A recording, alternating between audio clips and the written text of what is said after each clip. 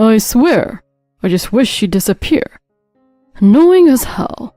Always making things tense every day. Oh, totally. Let's just get rid of her. I've got an idea. Leave it to me. I froze. My husband's voice and my mother-in-law's high-pitched laugh came filtering in from the living room. My heart went cold. My knees started to shake. I couldn't move. Just moments earlier, I had been looking forward to being back after 2 weeks away. I'd even brought Jake's favorite bourbon from my trip. I thought maybe tonight we could sit together as a family and enjoy a quiet drink. I had even smiled to myself at that thought, sitting on the train home. But the moment I stepped through the door, I heard them plotting to get me out. The past 10 years I'd poured into this family suddenly felt worthless. I thought about all the mornings I'd woken up early to make everyone breakfast. The late nights I spent cooking warm dinners, and the weekends spent planning meals they loved. But my mother-in-law, Madison, would throw away my cooking. Food made by someone with no class isn't fit for us. She'd say it every time. But I'd quietly make it all again. Just a month ago, on my birthday, Jake hadn't come home because of work. But I later found out he'd been out at a fancy restaurant with his mom. My heart burned with the anger and sadness I've been swallowing all these years. For 10 years, I'd put away my own feelings. And right now, at this very moment, I realized it was all for nothing. I could still hear them chatting in the living room, talking about plans to get me out of the house like it was a fun project. The fire of anger was building in me. Suddenly, I was holding the handle of my suitcase tightly. My name is Sarah Green. I'm 35 years old. I work as an architect. I've been around the world, from Paris to New York to Dubai, designing innovative spaces and buildings that bring people joy. But all of this was a secret to Madison. She believed a woman's place was in the home, and my work was only something I did to help out. She had no idea of the life I had built for myself. Architecture has the power to warm hearts and bring beauty into people's lives. My father told me that. Even now I carry his words with me. I lost both my parents in an accident when I was 15. Ever since, I worked tirelessly to keep my father's dream alive. In college, I graduated at the top of my class. I landed a spot in a global architecture firm. My 20s were all about work. Dating wasn't even on my mind. People would call me a workaholic, and I didn't mind that at all. Then 3 years ago, everything changed. I met Jake. A mutual friend introduced us. Architecture, huh? That's amazing. He had kind eyes, and he really wanted to understand what I did. I felt seen for the first time. I felt I could finally be with someone who truly understood me. So I married him, and felt like I'd found the family warmth I'd lost so long ago. We moved into a nice apartment together. We spent weekends picking out furniture, choosing curtains, setting up a plant by the window. A simple but real happiness filled our new home. But that happiness didn't last long. Less than a month into our marriage, Jake's mother, Madison, moved in without asking. Jake, I just can't bear to be alone anymore. She said it through tears. Jake, visibly uncomfortable, reluctantly nodded. I'm sorry, Sarah. My mom's been so down lately. I could already see his deep attachment to her. Jake's dad had passed away before we married, and I understood his mother's loneliness. So I thought, this is a chance to build a warm relationship with her.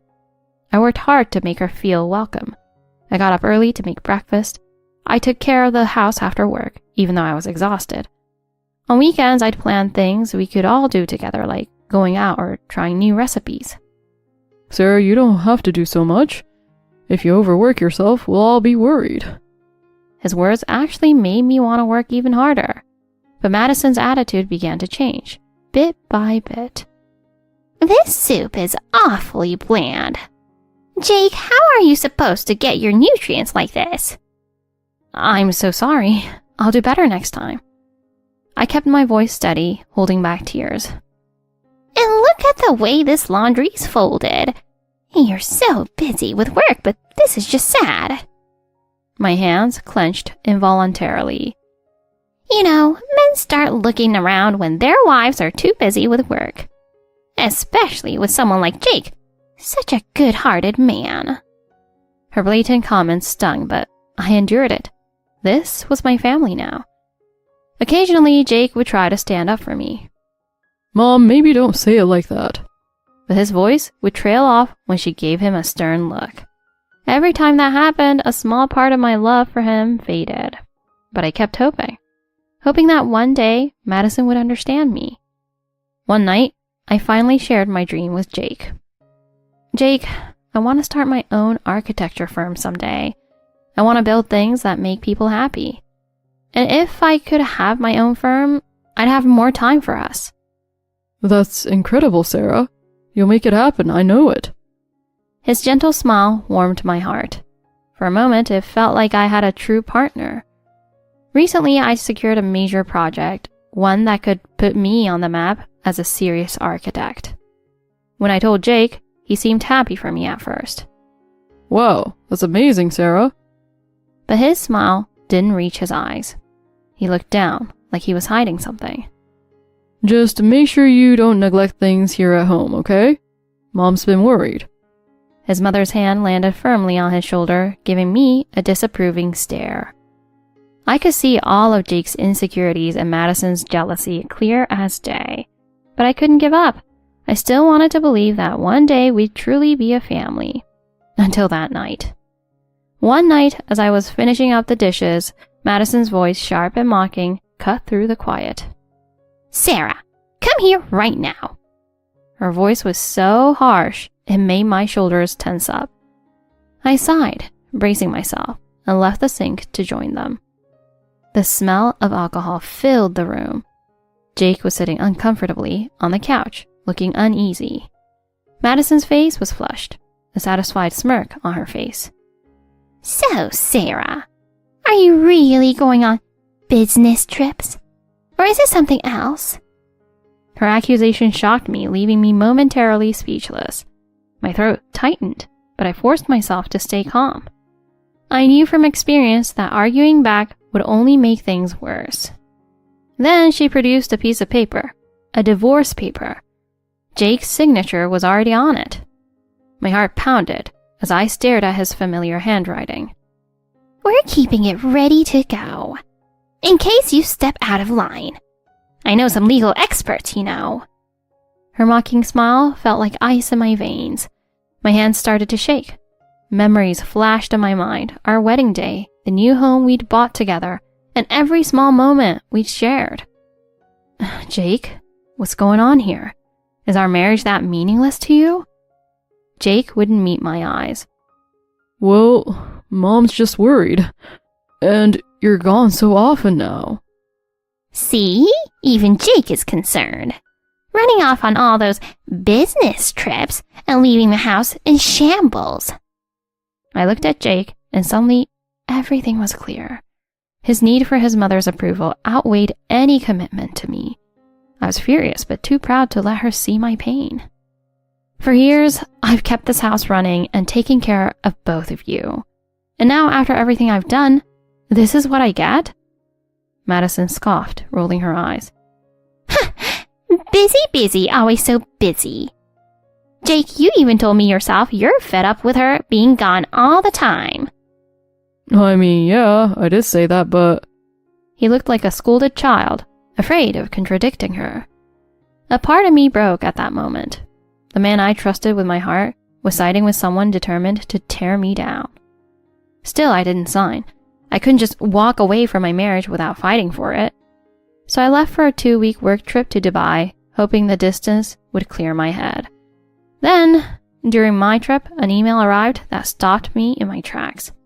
It was from one of the world's most prestigious architecture awards. Miss Green, congratulations! Your project has been shortlisted for this year's International Architecture Award. You are the first American woman to reach this level. My heart raced with pride and excitement. Dad's words echoed in my mind. Architecture has the power to heal, to bring people together. As my taxi drove through the city, I imagined how proud Jake would be. Maybe, finally, he'd see what my career meant to me. But when I arrived home that night, I heard laughter coming from the living room. I opened the door just in time to hear Jake's voice harsh and bitter. Ugh, God, I wish she'd just disappear. I can't stand living on edge every single day. Madison's voice responded, syrupy, sweet, but full of venom. Then why don't we make her go? Don't worry, honey. I've got a plan. My heart sank as I realized what was happening. I'd hoped to share my triumph with Jake. Instead, I found myself watching my own family plot against me. My hands shook as I held my suitcase. I felt frozen in place, unable to breathe. For 10 years, I'd done everything to build a life for this family. Early mornings, late nights, weekends cooking, and cleaning to keep them happy. And here they were, casually planning to cast me out. I stood frozen, clutching the award notification in my hand. Their laughter echoed, filling me with a cold realization. I knew what I had to do. This time, I wasn't just leaving. I was going to end this chapter on my own terms. I packed up my essentials that night, quietly gathering the pieces of my life without alerting Jake or Madison. I left behind anything tied to the past, the gifts, the memories, even the wedding ring. As I closed the door, I whispered a quiet farewell. 2 days later, I requested a meeting with Jake and Madison at a luxury hotel downtown. The 30th floor conference room overlooked the city, a perfect setting for what was about to unfold. Dressed in a sharp suit, I arrived early, laying out documents neatly on the table, my award notice, project contracts, and the signed divorce papers. When Jake and Madison entered, they looked startled. Jake seemed disheveled, his shirt wrinkled, while Madison's smug expression had faded to unease. Please, sit. What's all this, Sarah? Some kind of last-ditch effort? Her tone was dismissive, but I stayed calm. I wanted you both here for closure, and to clarify a few things. I placed the award notice in front of them. I recently learned I'm a finalist for an International Architecture Award. It's something my father and I dreamed about for years. Really? You never mentioned it. I wanted to share it with my family, but you both made it very clear where I stand. I played the recording of their cruel words, filling the room with their voices. Jake looked horrified, while Madison's face turned pale. That was taken out of context. I shook my head. There's no misunderstanding. I know exactly how you both feel about me. I slid the signed divorce papers across the table. I've filled these. It's over. Jake reached out, desperation in his eyes. Sarah, wait. Madison snapped, her control unraveling. Good riddance. You think you're better than us because of some fancy job and an award? No, Madison, I don't think I'm better. But I do know my worth, and it's not here. I gathered my things, leaving them both in stunned silence. The world outside was waiting, full of promise. And for the first time, I was free to pursue my own happiness on my own terms. A month later, I settled into my new life in a high-rise apartment, overlooking the city.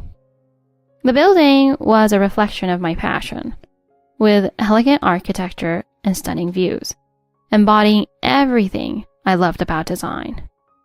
Each morning, I would look out over the city, reminding myself that this new life was of my own making. I reconnected with friends, took on exciting projects, and built a new office downtown to house my growing team. My work was thriving, and I felt the thrill of new challenges and accomplishments every day. At the International Awards ceremony, my name was called as the winner. The applause echoed around me as I held up the award, honoring the dream my father and I had once shared. The moment was surreal, a mix of pride and nostalgia as I stood on that stage. I knew then that I was exactly where I was meant to be. Every painful experience had shaped me, and now I was stronger, independent, and unshakably confident. My heart was full, and my mind was clear. With each step forward, I felt the weight of the past lift, leaving me free to shape the future on my own terms. The world was my canvas, and I was ready to design a life truly worth living.